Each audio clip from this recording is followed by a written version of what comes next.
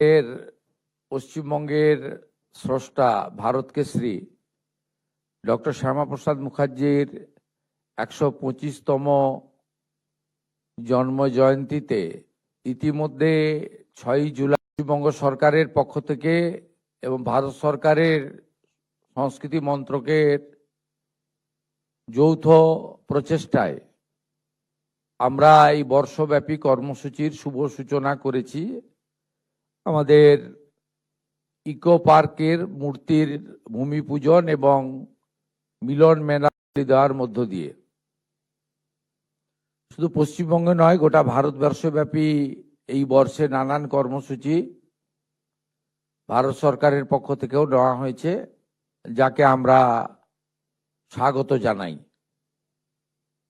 পশ্চিমবঙ্গে রাজ্য সরকারের পক্ষ থেকে ইতিমধ্যে আপনারা নোটিফিকেশন পেয়েছেন যে 6 জুলাইয়ের আগেই আমরা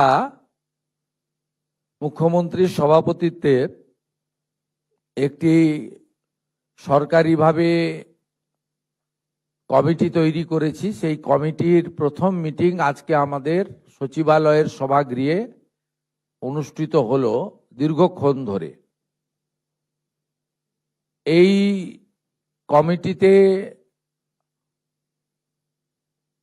অর্থমন্ত্রী সহ রাজ্য সরকারের একাধিক মন্ত্রী, বিধায়ক, প্রতিনিধিরা আছেন, মুখ্য সচিবের নেতৃত্বে আধিকারিকরা রয়েছেন, ভারত সরকারের একাধিক দপ্তরের আধিকারিকরা রয়েছেন। এছাড়াও ডক্টর শ্যামাপ্রসাদ মুখার্জির স্মৃতি বিজড়িত প্রতিনিধি এবং উনাকে নিয়ে যারা ভেবেছেন, লিখেছেন, এমন বেশ কিছু চিন্তাশীল ব্যক্তিগণের উপস্থিতিতে এই মিটিং আমরা শেষ করলাম। এই মিটিংয়ে আমরা সিদ্ধান্ত নিলাম যে আমরা এই বর্ষে নানা কর্মসূচি নেব। ইতিমধ্যে 125 ফুট দণ্ডায়মান যে মূর্তি, তার ভূমি পূজন এবং স্থান নির্বাচন হয়েছে আপনারা জানেন ইকো পার্কে। তার পূর্ণাঙ্গ পরিকল্পনা, নকশা এবং এই কাজটি সম্পূর্ণ হওয়ার পরে মূর্তি সহ ওই জায়গাটিতে কি কি থাকবে, অর্থাৎ একটি মিউজিয়াম সহ অন্যান্য যে আনুষঙ্গিক ব্যবস্থাগুলি থাকবে, সেটা হিটকোর পক্ষ থেকে আজকে কমিটিকে বিস্তারিতভাবে একটি পাওয়ার পয়েন্ট প্রেজেন্টেশনের মাধ্যমে দেখানো হয়েছে এবং আমরা তাদেরকে কাজ শুরু করার জন্য সবাই মিলে অনুমতি দিয়েছি, যাতে 6 জুলাই আমরা উদ্বোধন করতে পারি। দ্বিতীয়ত, উনার পৈতৃক ভিটা হুগলির জিরাটে রাজ্য সরকার 30 ডেসিমিল জায়গা ক্রয় করেছে। ওই জায়গাতে দুটি পরিকল্পনার প্রস্তাব এবং অনুমোদন করেছে কমিটি। একটি স্যার আশুতোষ মুখার্জির নামাঙ্কিত লাইব্রেরিকে পুনর্নির্মাণ এবং তাকে আধুনিক মানের তৈরি করা, আর তার সাথে একটি সংগ্রহশালা নির্মাণ করা। এর বাইরে আরো দুটি সিদ্ধান্ত এখানে হয়েছে। স্কুল এডুকেশন ডিপার্টমেন্ট স্কুল থেকে ইউনিভার্সিটি পর্যন্ত সিলেবাসে ডক্টর শ্যামাপ্রসাদ মুখোপাধ্যায়ের দেশ এবং পশ্চিমবঙ্গের জন্য কন্ট্রিবিউশন এবং শিল্প শিক্ষামন্ত্রী হিসেবে স্বাধীন ভারতে তার যে সুদূর প্রসারী উন্নয়নমুখী চিন্তাভাবনা, গঠনমূলক কাজ তুলে ধরার একটা প্রয়াস সিলেবাসের মধ্য দিয়ে বর্তমান প্রজন্ম তার যে উল্লেখযোগ্য ভূমিকা, পরবর্তীকালে তার যে আত্মবলিদান এবং কেন আজও তার চিন্তাভাবনা প্রাসঙ্গিক নতুন প্রজন্মের কাছে দেশপ্রেম, জাতীয়তাবাদ, রাষ্ট্র সর্বোপরি, এক ভারত শ্রেষ্ঠ ভারত এবং 2047-এর মাননীয় প্রধানমন্ত্রীর নেতৃত্বে বিকশিত ভারতে ডক্টর শ্যামাপ্রসাদ মুখার্জির ভাবনার প্রকাশ ঘটুক, এটাই আমাদের এই বর্ষের মূল চিন্তা ভাবনার মধ্যে, লক্ষ্য উদ্দেশ্যের মধ্যে থাকবে।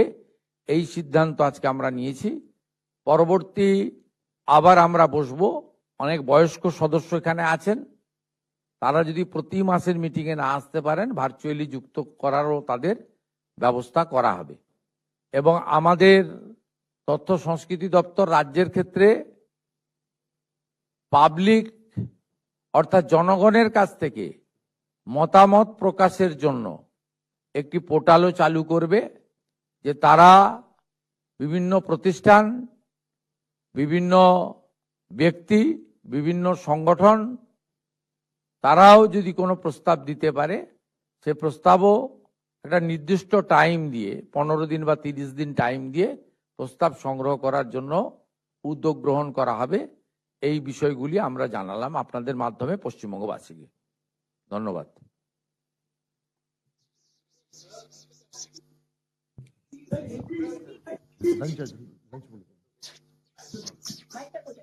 স্যার একটু হিন্দিতে ব্রিফ, স্যার একটু যদি হিন্দিতে ব্রিফ করে দেন।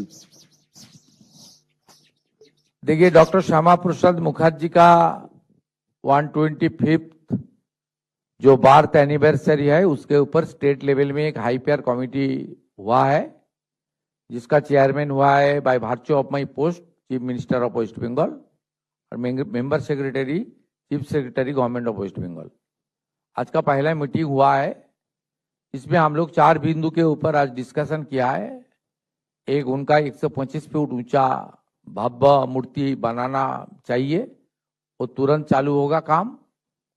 और दूसरा, उनका जो हमारी जिराट हुगली उनका पैतृक भीटा है, वहाँ 30 डिसमिल जमीन ने सरकार ने परचेज किया है, उसके ऊपर एक अच्छा लाइब्रेरी और एक संग्रहशाला बनाने का काम सरकार करेगी, कमेटी करेगी सरकार के साथ जो लेकर। और उनका साथ साथ हम लोग एक पुस्तक, उसका भी रिलीज इस साल करने का हम लोग प्लान हुआ है, आज डिसीजन हुआ है।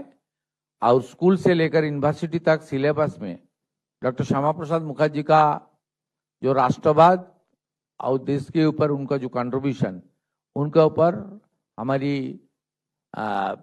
स्टूडेंट, यंग जनरेशन और आने वाला पीढ़ी को जानकारी, सही जानकारी देने के लिए सिलेबस के अंदर इसको लाने के लिए एजुकेशन डिपार्टमेंट को कुछ सजेशन हम लोग देगा, उसके ऊपर भी डिस्कशन हुआ है।